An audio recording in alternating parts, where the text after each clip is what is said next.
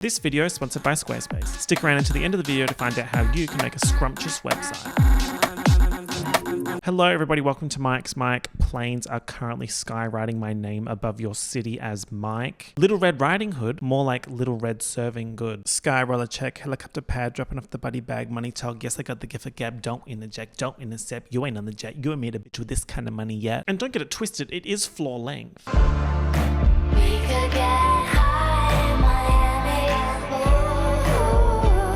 The 2005 animated movie Hoodwinked sits at the inner sanctum of the central temple inside the metropolis inside the largest continent of the MMCU. This movie was very crucial to my development as a 10-year-old, specifically the line, "Didn't imitate, must be Italian." Everything about this movie is funny to me. The fact that it was an independent release and the guy who financed it was an entrepreneur who created Sky Vodka and Hoodwinked on the resume, that's fierce. The fact that it's a children's police procedural mystery comedy film. The fact it was inspired by Pulp Fiction and Memento. The fact that the sequel is mislabeled as being R18+ on YouTube. This movie looks bad. That wolf was gonna eat us all. The guy's paw prints are all over the room. Book him. Hold the phone, Fuzzy Wuzzy. And that's okay. In fact, sometimes the feralness of the animation helps the jokes land better. But I do think if this was made by Disney, Pixar, or DreamWorks and had the budget to emulate the animation style of other releases from around the same time, like Madagascar and Robots, then I think it would have smashed so much harder than it did. And it did smash, don't get it twisted. It just comes down to the budget. They didn't have the budget to make it look like the computer animation from the big studios, so they decided to make the animation style similar to stop motion, which would be cheaper. But it's like, computer animation made to look like stop motion animation. It just doesn't really land. I think it looks weird because we can clearly tell it's not actually stop motion. So the style reference doesn't really work unless you already know what they were trying to do. I find it especially ill. Why does it look like that when human characters come on screen? Like, ew, what is that? And I mean, compare it to Wallace and Gromit or Chicken Run and it's like, oh, that's actually stop motion. But again, guys, it's a budget issue. According to Hoodwinked director Corey Edwards, the budget of this movie was $8 million. I read somewhere that Edwards used Kermit the Frog as an example of a well-written, likable character that doesn't necessarily prioritize technical quality, and I see that in this movie. The characters are cool, the story is super fun and weird, and the storytelling techniques and pacing are so interesting. It's just weird, and I like how weird it is and the fact that we actually have this movie. Hoodwinked is a retelling of Little Red Riding Hood, but it's non-linear and it shows multiple characters intersecting versions of events. Flashback stories that intersect. Where have I seen that before? I also just love it when films give you different perspectives of the same event. Yes, it can sometimes get too unnecessarily complicated, but I feel like Hoodwinked hits the sweet spot. Like, this is a tight 73 minutes and I feel like it's quite engaging the whole way through. Alas, the budget does not explain away every single aspect of this movie looking terrible. The film looking dead was actually a choice. They wanted the film to look organic and different to other animation projects, so they rubbed dirt into the colors. That's gonna go ahead and be a no from me. So yada yada yada, backstory. The film was made and they were looking for a distributor. They got an offer from DreamWorks but didn't like it, and the project eventually got picked up by the Weinstein Company. With this studio's attachment, they recast the film with bigger actors. So the thing was done. Like, the voice actors had done the entire film. They had screened it at some festival. Weinstein Company saw it. They're like, yep, let's work together. And they recast it with bigger actresses and actors. That's why we have Anne Hathaway, Glenn Close. Fuck you, bitch. I've mentioned this before when talking about other animated movies, but it kind of sucks when voice actors get pushed to the side for the sake of having bigger names on the poster. There's also restrictions on how much the new voice cast could improvise since the animation was technically done. And the flip side of that being any improvisation by the original voice cast wouldn't be credited to them. Bro, that sucks. But all that aside, Hoodwinked did do well at the box office. It made $110 million off that $8 million budget and sold 700,000 DVD copies in its first week of sales. That is very good. Something that I realized when I decided to do this video is that this movie is borderline suspiciously hard to find. You can't stream it anywhere. You can't rent it on YouTube or Amazon Prime, at least in Australia. It's almost like they're trying to make it lost media. 4, 8, 15, 16, 23, 42. They're trying to cancel Hoodwinked. Gen Z is trying to cancel Hoodwinked. So what I'm going to do is preserve media history by talking about the plot of the movie, and I'm also going to highlight some quotes because even though this movie does look terrible, the script is great. I'm going to tell you right now that is the #1 quote of the movie. That is just fact and reality, two things that I dabble in and don't play about. So as I said, this movie is a retelling of Little Red Riding Hood, and actually at the start of the film it says, "There's more to every tale than meets the eye." The classic story we know is that we have Sister Red arriving at Granny's house and there's a wolf pretending to be Granny. Wolf wanted Granny nachos, etc, etc. So that's where Hoodwinked starts. Red arrives at Granny's house and Granny is absolutely clearly a wolf in disguise. Your face looks really weird, Granny. Plastic surgery. Grandma's had a little work done. What big hands you have, what big ears you have. All the better to hear your many criticisms. That is going in the quote list. That is a banger. Granny, what big serve you have. All the better to slay you with. Wolf Granny wants whatever Red has in her basket. Red works out it's the wolf and says, You again? to which he says, "I'm onto you, little girl," and they start fighting. Save it, Red Foo. You've been dodging me all day, but now you might as well give up. Red Foo, I'm sexy and I know it. in my head, Sexy and I Know It and Gangnam Style are cousins, by the way. Amidst the kerfuffle, Granny hops out of the closet. Yes, congratulations, Granny. And then a horribly animated lumberjack jumps through the window, and that's our setup. This is where things get so fun because it goes police procedural drama mode. Chief Grizzly shows up at the house and there's reporters everywhere trying to work out if this incident is linked to the Goody Bandit. My goodies. What do we got? It's a domestic disturbance. Breaking and entering, wielding an axe without a license, intent to eat. I actually got arrested for intent to eat recently, which is why I stopped serving during the July-August period. So incompetent Chief Grizzly thinks that this case is open and shut. Red was making dodgy deliveries to Granny, the wolf tried to eat them, and then the lumberjack tried to save the day. Take them downtown, boys. It's the woods, Chief. We don't have a downtown. That is breathtaking. This is the forest, we don't have a downtown. Then a frog detective named Nikki Flippers turns up, and tell me this is not Colin Firth. Slow down, Chief. We've got 4 suspects, and that means 4 stories. Well, it's not Colin Firth. If you get people talking long enough, someone will spill the beans. Beans? Don't piss me off, that is Colin Firth. I also like how Nikki Flippers has a pet dog. The scale mathematics here is crazy. Is the dog miniature or is the frog huge? He's a lot bigger than Red, who's a human teenage girl. So that raises a lot of questions and, dare I say, concerns. Controversial, but I actually really like how Nikki Flippers is animated. So Chief Grizzly thinks this little incident will help him close the Goody Bandit My goodies. case, where recipes are being stolen and goodie shops are being closed down all over the forest. But Nikki Flippers doesn't think this case is as open and shut as Chief Grizzly does. So everyone's got a story. Let's hear Red first. Red says that she was making deliveries for her granny's goodie shop. It's a tired old tale, but it still rings true. Okay, Anne Hathaway vocals. What the hell is going on here? Why is there a man in an animal suit in this world where animals and humans coexist and talk to each other? He's also just kind of there. Like, he pops up again later, but doesn't really add anything to the story besides being a grumpy, depressed man in a furry suit selling sandwiches. Yeah.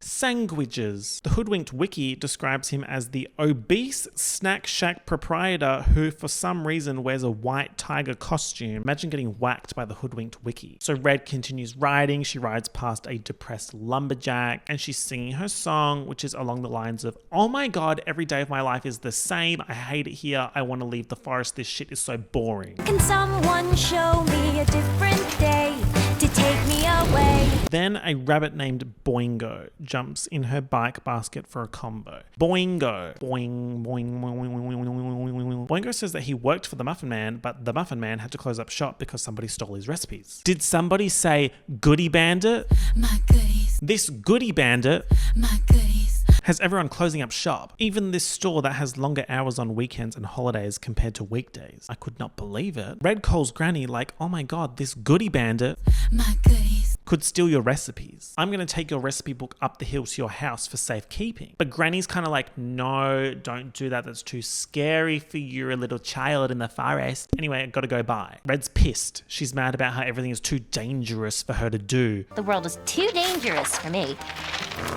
Fancy! Danger! Like what? Also, this animation is so ugly. Someone throws a rock through Granny's goodie shop window with the message, "You're next." So Red grabs the recipe book and heads to Granny's house. She takes the cable car up the mountain, and the cable car is run by Boingo, who once again says, "Watch out for the goodie bandit." My goodies. Then Red falls out of the cable car, and Boingo reaches for the basket, not her, and has this shady boots expression. In the forest post-fall, Red runs into the wolf. Afternoon. Hello. It's quite a bit of falling you did just now. Gravity's working. He asks her all these questions about what she's doing, what's in the basket, and even growls at her, "Oh my god, have some grace and decorum." Let me have a look. I'd rather you didn't. She runs away and gets the birds to help her trick the wolf into falling into the river. Right. So after hearing this, Chief Grizzly's like, "Yup, open and shut case, babe. It's the wolf." A wolf stopping kids in the middle of the forest? That's pretty creepy. And then we get a gem of comedy writing, in my opinion. We don't arrest people for being creepy. Know that guy we got in the tank?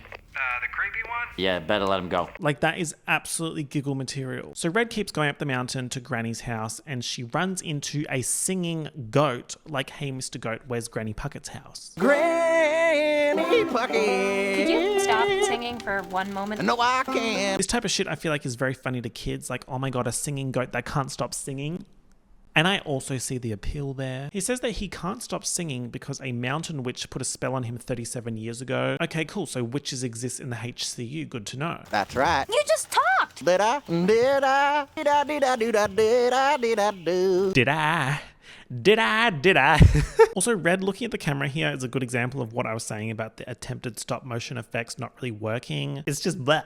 Red calls Granny again, this time from Charlie XCX. I mean, the goat's house. And Granny's in some sort of frazzled situation. Red asks the goat, for the quickest way up the mountain, enter stage left minecart. The minecart is kind of giving me at Movie World in Queensland in 2007. Then there's an avalanche behind them and they go off the rails and shoot off into the sky. Granny? Use the hood, Red. Use the hood, Red. Just dumb. Red without the cape on looks crazy. Put it back on, please, I'm begging. So Red arrives at Granny's house, sees the wolf, etc, etc. Time for the wolf's turn to be interrogated. Detective Flippers realizes he's seen this wolf before. "I think I've seen this wolf before." Wait a minute, Flippers. You saying this guy's a cop? Worse, he's a reporter. He's an investigative journalist. I can't say that. Investigative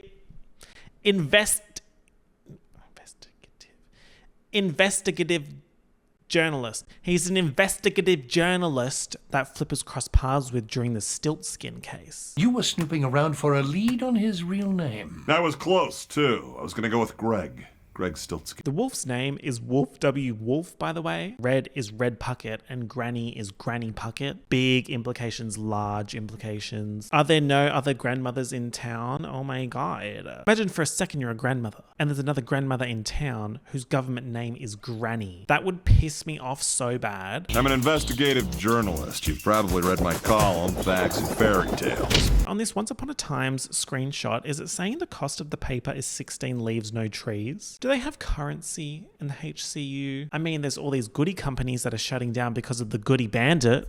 My goodies. So people are definitely buying things, but with what? Journalist Wolf W. Wolf has been undercover researching the goodie bandit. My goodies. What did you say your name was?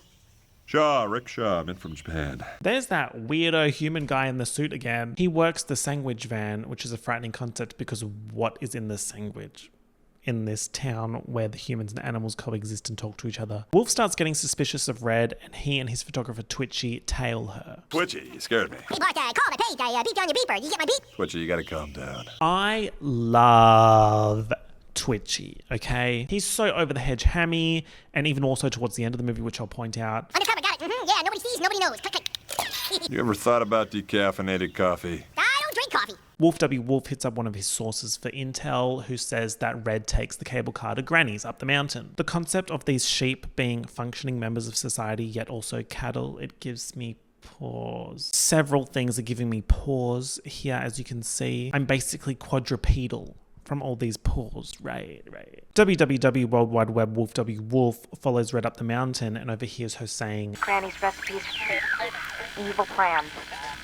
Shut down everyone in the forest. So he thinks that Red and Granny are the... My goodies. So this setup is how she runs into him in the forest when she falls from the cable car. And he growls at her because Twitchy gets his tail stuck in the camera. I'd rather you didn't. And wow, what a message.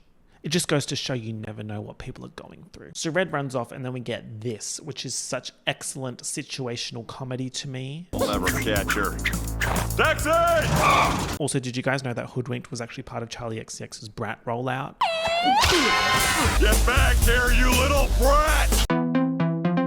So Red evades the wolf, but he's sure that she and Granny are the... My goodies. Well, what do we do? We go right to the source. We gotta get to Granny's before the kid does. Boingo randomly shows up with intel on a shortcut to Granny's, which gets them stuck in a mountain. Never trust a bunny. They get chased out of the caves and into a minecart, which is how we get my favorite cinema moment of 2005. Hey, looky, I found these box of candles. What kind of candles are those?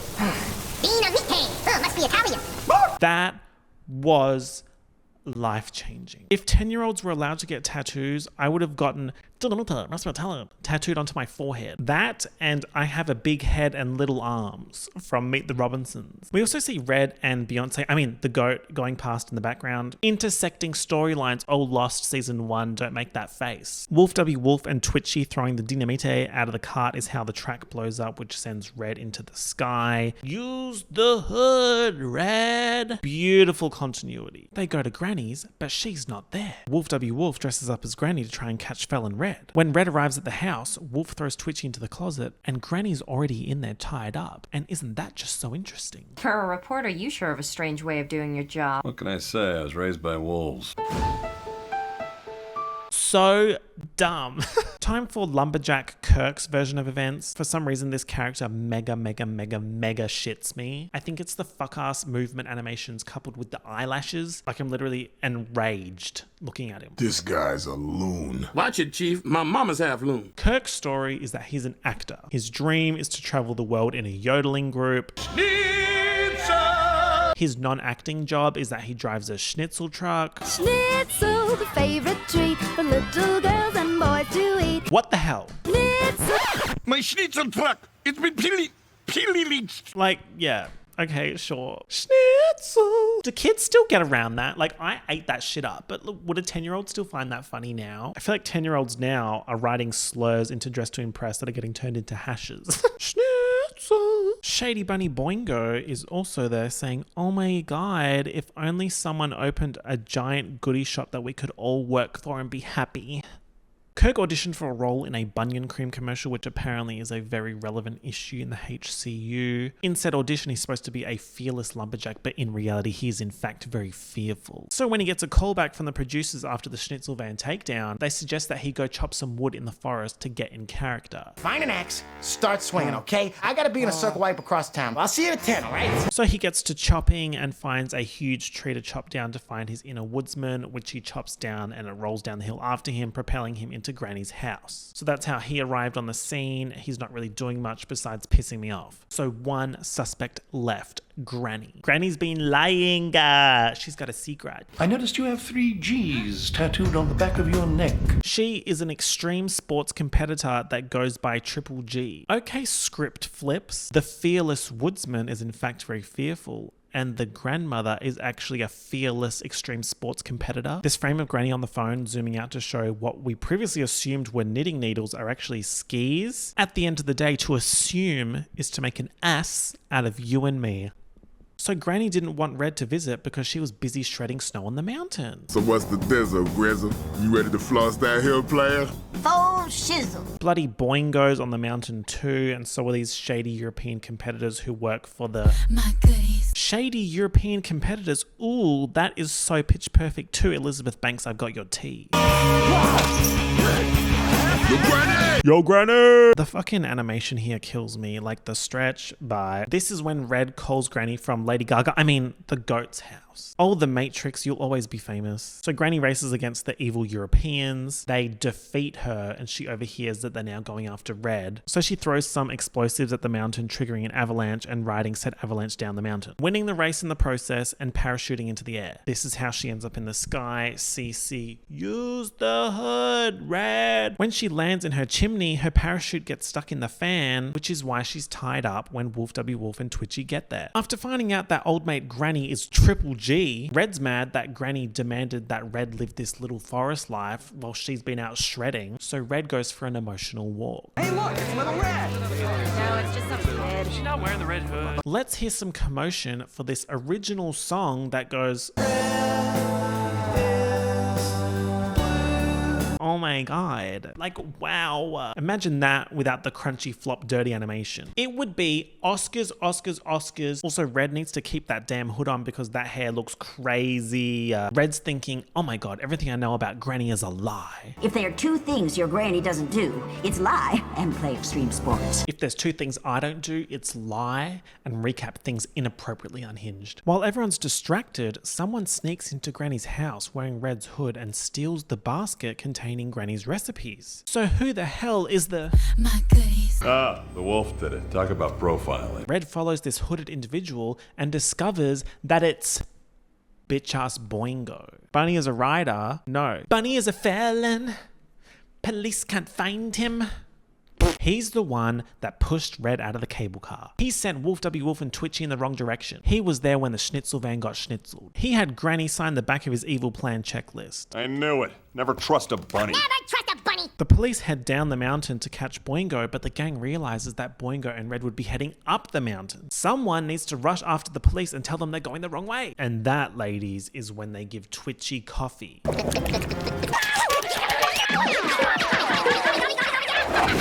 The hammy over the hedge of it all, which actually came out 6 months after Hoodwinked. Oh my god. A conspiracy theory. Up at the abandoned cable car station, evil Boingo is having a breakdown. I'm done dancing for the man. This fuck-ass character, bro. I'm never gonna answer to anyone ever again. Like, he's just feral and has feral animation. Ugh! In some ways, it's refreshing that he's so ugly. Red tries to red foo him, but he's a superstar ear foo fighter. You best be fearing the ear, baby. Dolph, tie up the brat. Atlantic planted this brat promo in 2005 so that in 2024 we'd be like, I really like the abandoned cable car station scenes of Boingo, A, because he's crazy. Like, look at this Keith bit. And Keith, darn it, change your name, please. That's not scary. Watch out for Keith. And B, because it somehow gives me Charlie's Angels 2000 vibes. Maybe it's the undercover villain of it all, CC Sam Rockwell. How great is this Lady Gaga Jazz and Piano Vegas residency type performance? You've been hoodwinked, baby. Oh, yeah. Just excellent feral weirdness, no notes. So Boingo's the one that stole all the recipes, is setting up his own company, Boingo Snacks, and is going to literally blow up everything to build his HQ and zoo and airport and casino. The airport aspect is definitely interesting and it gives me a pause. Is that just for humans or also for animals? Since, as we've seen, that animals can have jobs, this poses an interesting thought experiment where a being that can fly on its own can also choose to fly in a vehicle that flies, being flown by a being that can fly, the plane and themselves. Boingo puts Red in a cable car full of dynamite and Granny, Wolf W. Wolf and Kirk turn up to save her by staging a faux evil lair safety inspection. I do enjoy how hardly anything is consistent in this movie stylistically, such as this random slow motion clip that eats. There you little buddy. Yeah! So yeah, Granny goes Triple G mode and ends up saving Red and all the bad guys get arrested. Yay! Then there's this Avengers post-credit-esque ending where they're all just chatting shit. I'm about to crack a story about the three pigs running a home improvement scam. House is falling left and right. And then Nikki Flippers turns up to offer them jobs as secret agents for the Happily Ever After agency. Like, girl, yeah, sure, whatever. My 5-word review of this movie is great story with bad animation. Yes, sometimes the bad animation adds to the physical comedy, but otherwise it's just so blech. And the story is so fun and funny. Like, what the hell? Why are we doing a police procedural drama version of Little Red Riding Hood? That is so funny. I will say my main takeaway / message from this movie is... Never trust a bunny. Also, so many lessons for small businesses in this movie. And you know what? I think I could help Granny Puckett elevate her business. Let's put these goodies online, Triple G. This video is sponsored by Squarespace. Squarespace gives people a powerful and stylish online platform from which you can build your own website. Granny Puckett could elevate her business with Squarespace, it's true. I mean, check out these features. Squarespace Payments is super easy to set up, and you can give your customers payment options like Apple Pay, Klarna, Afterpay, and a bunch more. Invoicing is made easy and lets you focus on actually growing your business and working on those recipes, Granny. Essentially simplifying your workflow and allowing you to manage your business on one platform. Also, by leveraging Squarespace's SEO tools, Granny Puckett could end Boingo snacks once and for all. Every Squarespace website is optimized to be indexed with meta descriptions and more, so your site shows up more often to more people in search results. Go to squarespace.com for a free trial, and when you're ready to launch, go to squarespace.com/Mikesmike, that's MIKESMIC, to save 10% off your first purchase of a website or domain. Thanks again to Squarespace for sponsoring this video. I leave you with two things. Number one, never trust a bunny. Number two, use the hood, Red.